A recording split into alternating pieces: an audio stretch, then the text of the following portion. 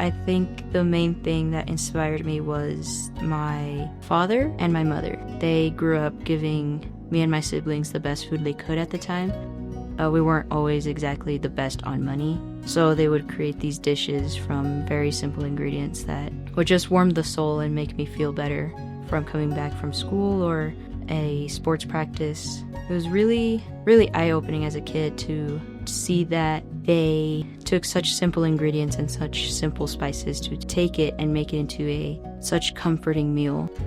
I was going to go into school up in New York for fashion design, along with statistics and business management, but something happened in the last year or so of high school where I decided I enjoyed culinary a lot more than stressing about making a dress. So I came here.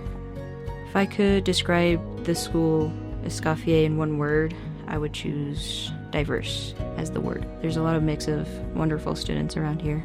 The way the school is and the way its program is, it just brings everything together. You're in one class the whole time with your classmates that entire time. You just create a bond. You just fall into his system so easily. Because I came into culinary school pretty much kind of blind into most concepts. I didn't know much about how to mix different flavor profiles or different cultures. So figuring that out, I think, gives you a good step in the door to try to figure out if it's something you really want to do.